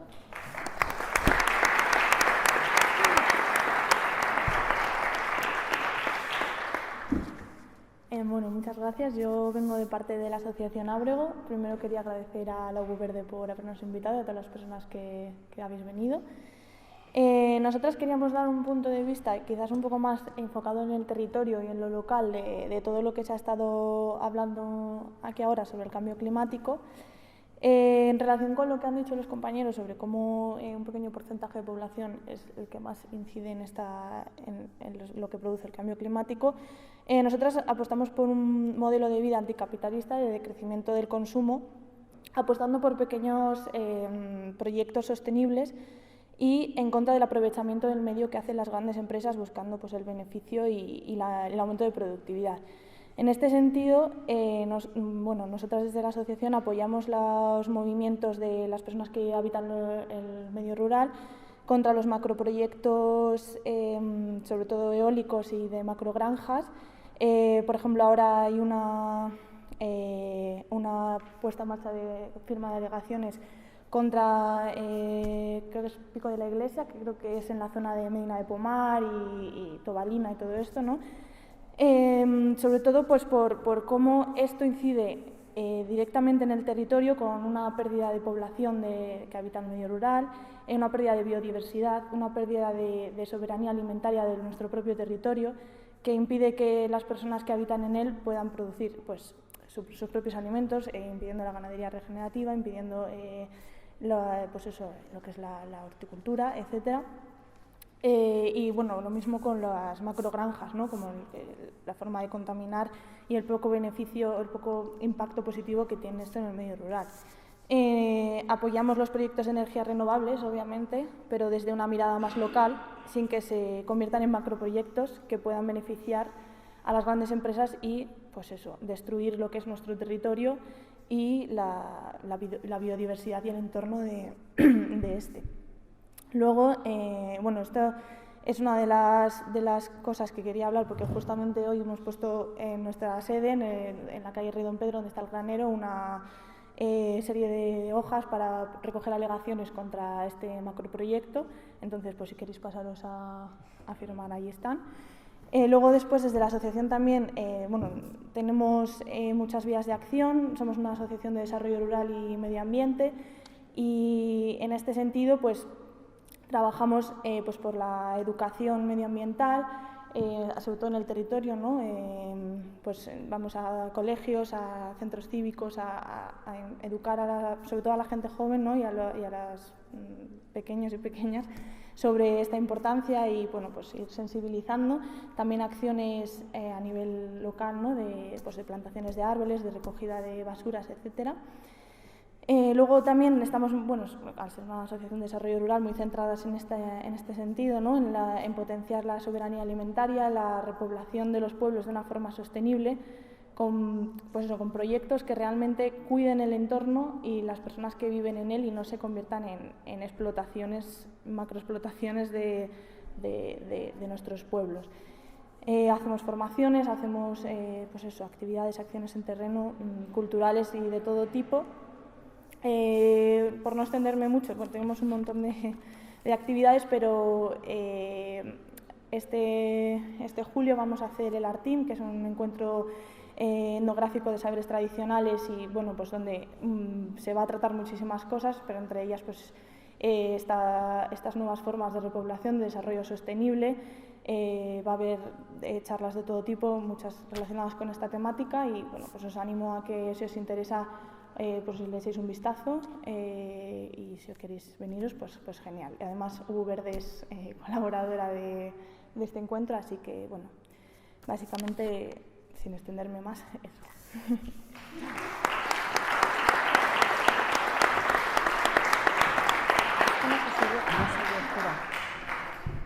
Ah, bueno. Igual sí, funciona. Bueno, gracias a todos. Yo soy Marisol, soy voluntaria de Oxfam Intermón. Llevo 8 años en la organización y la verdad es que, bueno, me ha permitido conocer todos los aspectos a los que se dedica la organización. Comentaros a raíz del tema de cooperación que, bueno, pues es verdad que la gente más desfavorecida y que menos participa a la hora del cambio climático es la que más está sufriendo las consecuencias y que en cooperación hemos tenido que cambiar bastante la forma de echar una mano y de estar con ellos, pues dándoles alternativas y para que no salgan, para que no migren, ¿no? Entonces, bueno, es un problema realmente duro. Y luego, a nivel nacional, solo por dar 2 pinceladas, a nivel nacional estamos desde el año pasado, interpusimos un litigio contra el Gobierno por incumplimiento de sus compromisos internacionales para reducir la emisión de CO2 y para quedar en el 1,5% de crecimiento de calentamiento global, ¿no? Ese litigio lo iniciamos con Ecologistas en Acción, Greenpeace y nosotros, y luego se han unido a la demanda, se han unido Fridays for Future y la coordinadora estatal de cooperación, ¿no? De ONGs de cooperación al desarrollo. Bueno, las últimas noticias no son muy halagüeñas. Parecía que los peritos que se habían decidido iban a testificar en vía oral, lo que era bastante importante a nivel jurídico. Lo hicieron en diciembre, pero el magistrado ponente de la sala ha decidido pasarle la pelota a otra sala, con lo cual no se va a dictar sentencia. Se ha unido a lo que ya estaba por otro lado, por el incumplimiento del IANUC o algo así que se llama, y entonces la cosa se ha complicado bastante.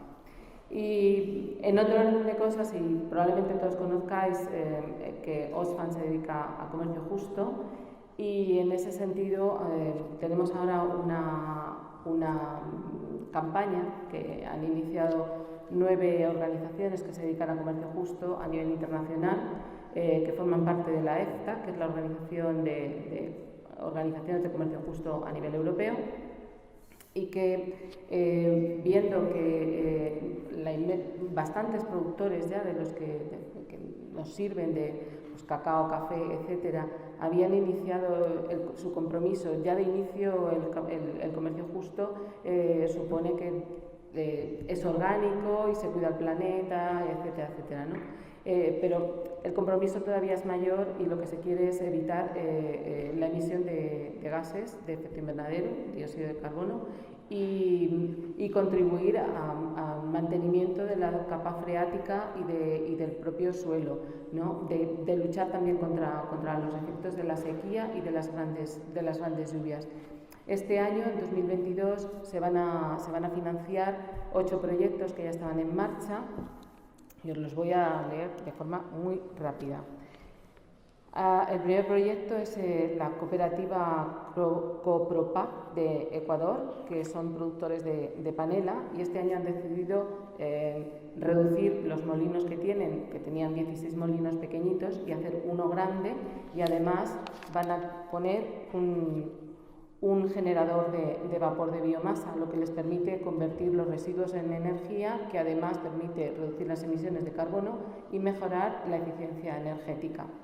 En Munganu, en República Democrática del Congo, al lado del lago Kivu, hay productores de café, y lo que van a hacer es implementar prácticas agroecológicas en la producción del café, como cubrir con mantillo los cafetales, rejuvenecer las plantas de café, intercalar otros árboles frutales, introducir árboles que den sombra para evitar el impacto de las fuertes lluvias y del sol directo, y también aplicar setos antierosión. Se formará, por supuesto, a los agricultores en todas estas cosas, y se les darán plantones de árboles frutales para que los puedan plantar en sus terrenos, ¿no? Esto no sé cómo se lee, porque es mexicano. Cetal y Tzotzil, en Chiapas, en México. Es una cooperativa que se funda en 1986, se dedica a la producción y comercialización de miel y café orgánico, y recoge 88 productores actualmente. Para hacer frente al cambio climático, exceso de precipitaciones, sequías, es que es una zona de corredor seco tremenda, la cooperativa planea plantar nuevos árboles frutales que permitan mejorar las condiciones locales de regulación de temperatura y de humedad, y ampliar la superficie para actividad apícola, porque se dedican también a la recolección de miel, y la producción de frutos secos para alimentar la población local. En Tea Promoters de India, tienen 7 jardines dedicados a producir distintas variedades de té, y bueno, como no se pueden retener las lluvias que caen durante los monzones, en la época seca los ríos ya no tienen el agua del que se nutre, y entonces las plantas de té pueden enfermar. Para evitarlo, lo que van a hacer es construir reservorios de agua para poder mantener el agua de lluvia, y además con eso, y recoger la escorrentía de los desagües de riego. El que sepa lo que es la escorrentía, yo es que no soy muy de campo, pero creo que es recoger las aguas que van soltando cuando se riega, ¿no? Y con ese almacenamiento se podrá habilitar el riego de los jardines de té cuando no haya lluvias. En Norandino, en Perú, se dedican sobre todo a la producción de cacao, y agrupa ahora mismo unos 7.000 agricultores. Y bueno, ha permitido aumentar, el que sean todos juntos, ha permitido aumentar su capacidad de producción y por lo tanto de exportación, y ha logrado la diversificación de actividad. El objetivo del proyecto que se va a financiar este año es contribuir a mitigar los impactos del cambio climático plantando cada año miles de árboles. Es verdad que el tema de la reforestación, sobre todo en Sudamérica, porque también la cooperativa en Paraguay de panela, Mandubirá, también está reforestando y está dedicando a biomasa a los excesos, y entonces es como que se retroalimentan con todo lo que ellos producen, ¿no? O sea que de verdad que es una gente maravillosa, porque además de producir comercio justo, cumpliendo los 10 principios de comercio justo, están súper interesados en todavía contribuir menos a la degradación del planeta. En Uganda, ACPCU, que recoge un montón de personas que se dedican, de agricultores que se dedican al café, pues como unos 10.000 agricultores, son 20 cooperativas, hay más de 3.000 mujeres en estas cooperativas, y lo que se va a hacer es distribuir cocinas energéticamente sostenibles, porque consume muchísima madera, porque no tienen otra forma de cocinar, y entonces lo que de momento se va a empezar dando cocinas en 3 de las 20 cooperativas y ir avanzando poco a poco. Y además se le van a regalar plantones para que vayan sustituyendo aquellos árboles que ya han utilizado para cocinar, ¿no? para tener fuego.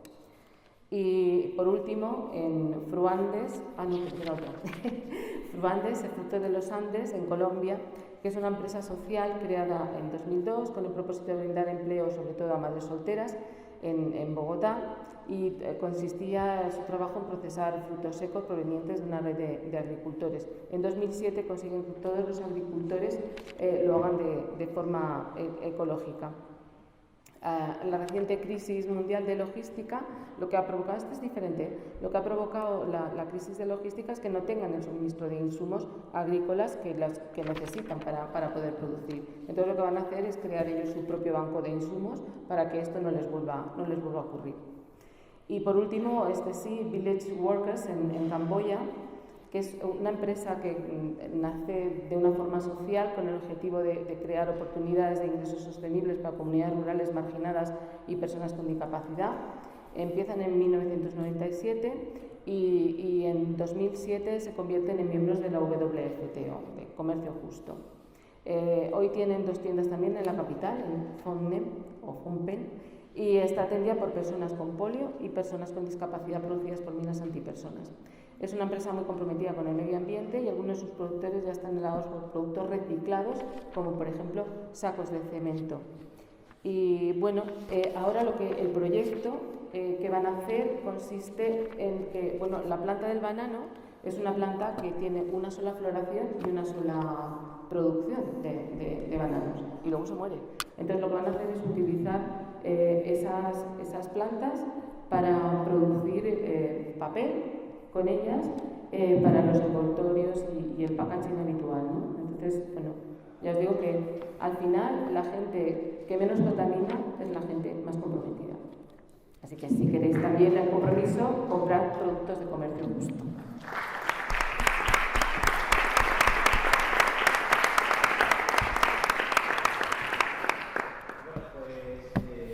Muchas gracias por vuestra participación y porque además yo creo que realizáis una aportación poliédrica a lo que es el tema del cambio climático desde puntos de vista diferentes y quizás mucho más cercanos a la gente de lo que lo hacemos en el ámbito académico.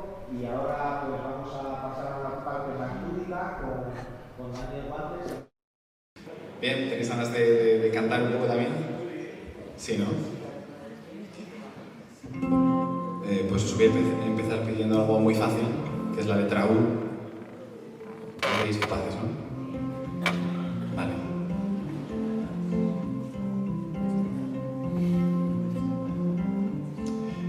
Pues hace así, hace.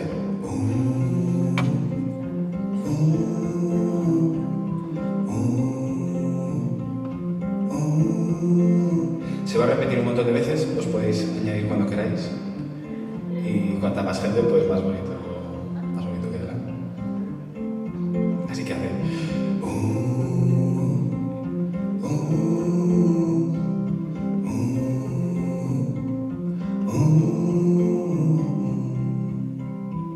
Sentir los pies entrando en la arena, sentarme junto a ti, oír la voz que tiene la marea, echar aquí raíz.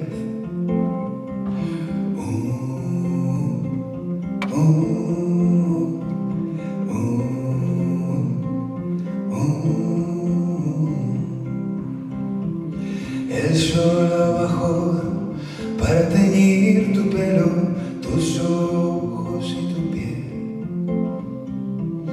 El sol se fue llevándose los miedos donde no los puedas ver. Y saltar, correr, querernos como niños, jurar que volverás.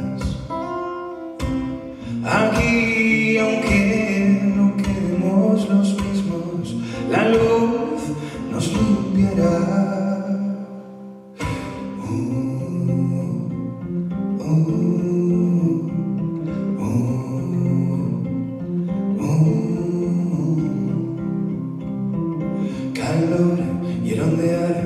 agua rota, espuma y sal, telón que borrará tus pasos.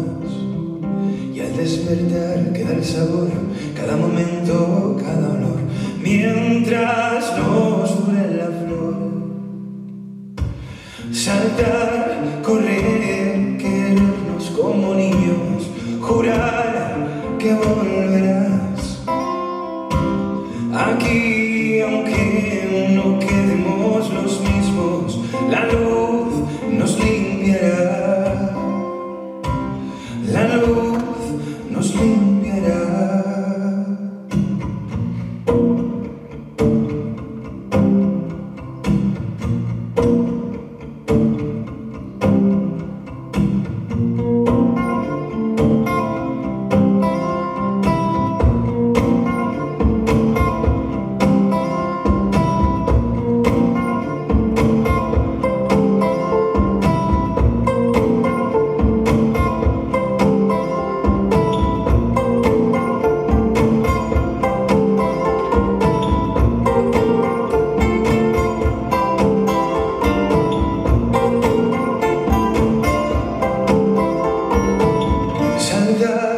Correr, querernos como niños, jurar que volverás.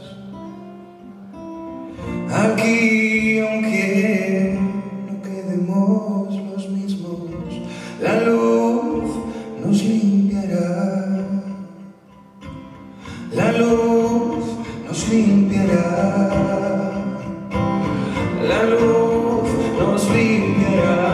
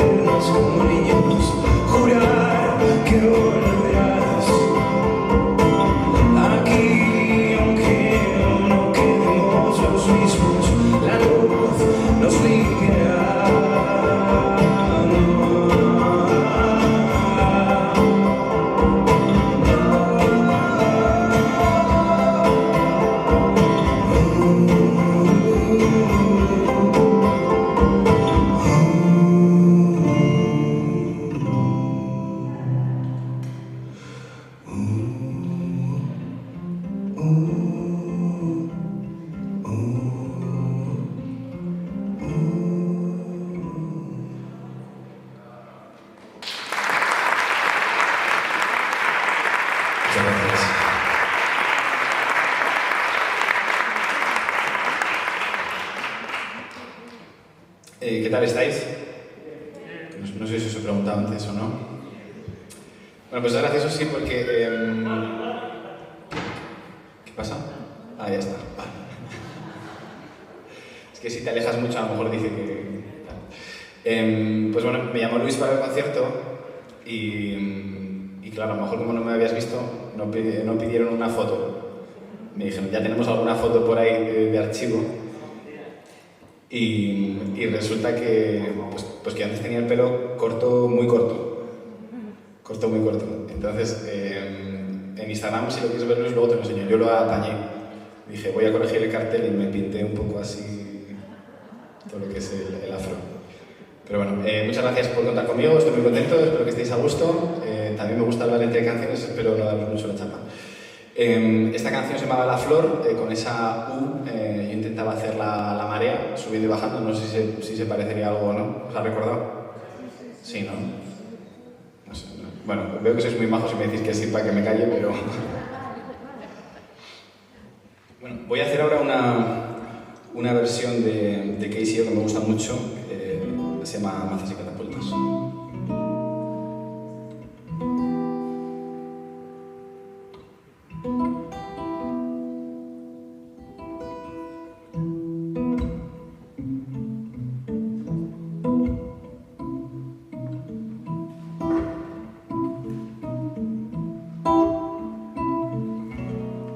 Nena, tú eres un desliz, una locura, un error, una trampa de amor, una aventura. Yo no sé si es tu nariz o tu cintura.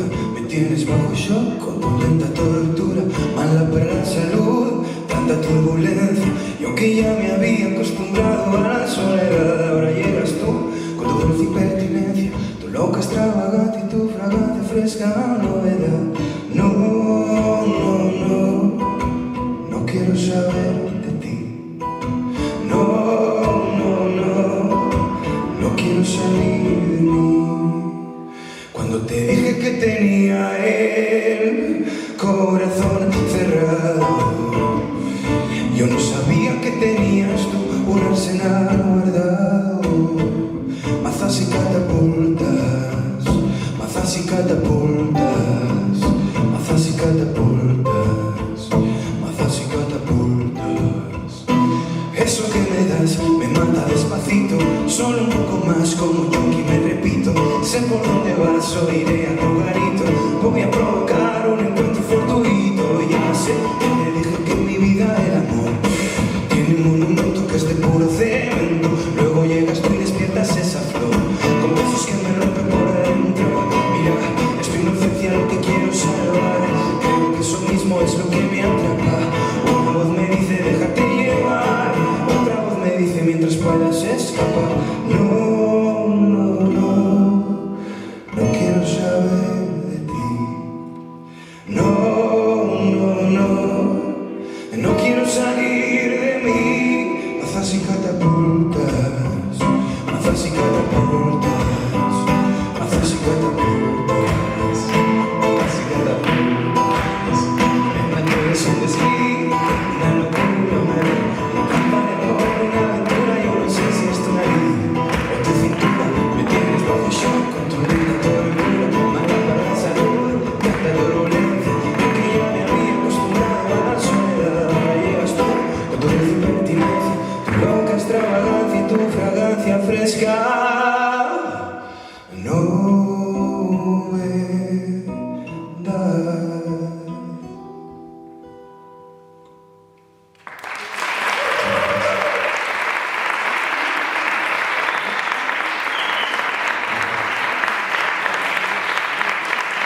Gracias al equipo de animación también.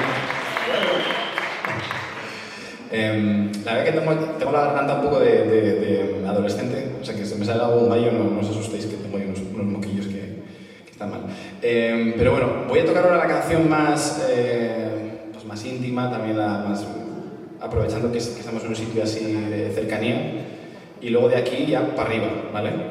Para arriba teniendo en cuenta que mi margen para arriba siendo cantautor tampoco es mucho, pero de aquí para arriba, ¿vale? Os cuento la historia. Hace un par de años yo recibí una carta de un amigo mío que estaba trabajando en Mallorca, estaba haciendo la temporada de camarero y estaba viviendo con su hermano y pues me contaba un poco todo. Una carta de puño y letra, que yo hacía años que no recibía una carta escrita así a mano. Y bueno, pues me contaba qué tal el trabajo, que le tocaba dormir en el sofá, que la novia de su hermano le caía mal, cosas así básicas. Y también me contó pues que a su madre le habían encontrado un cáncer de mama y yo sabía que le iba a ver en un concierto un mes después, así que hice esta canción para responderle. Además luego esta canción se ha utilizado pues, bueno, aquí en un encuentro de mujeres con cáncer de mama de toda Castilla y León. Su madre está muy bien, está muy guapa, con el pelo largo ya y todo eso, así que bueno, pero creo que la historia al final nos toca a todos de alguna manera, más cerca, más lejos, y esta fue la respuesta a la carta.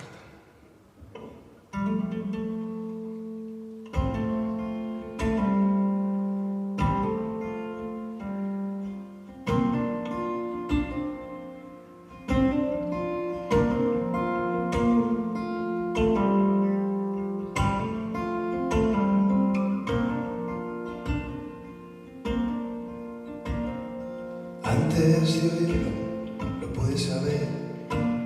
Fingir la sonrisa no se te da bien. Te tiemblan las manos, silencio fatal.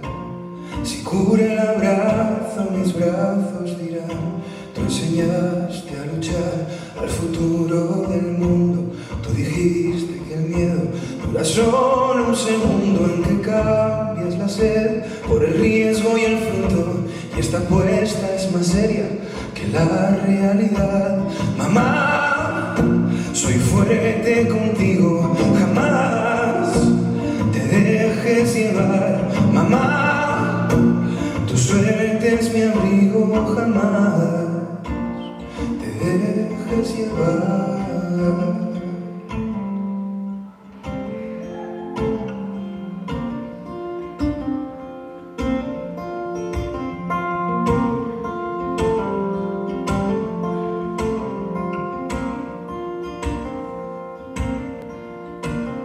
Una rosa por día, con un lazo también. Pañuelo y sonrisa te queda también. Se abre la grieta, la luz entrará. Si hablan los ojos, mis ojos dirán: tú enseñaste a luchar al futuro del mundo. Tú dijiste que el miedo dura solo un segundo, en que cambias la sed por el riesgo y el fruto. Y esta apuesta es más seria que la realidad. Mamá, soy fuerte contigo, jamás te dejes llevar. Mamá, tu suerte es mi abrigo, jamás te dejes llevar.